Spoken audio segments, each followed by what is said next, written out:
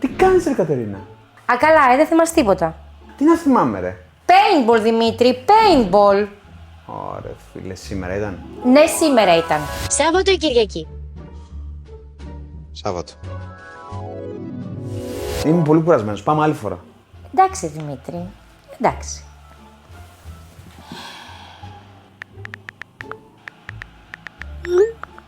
Με ποιον μιλάς ρε Κατερίνα? Τίποτα.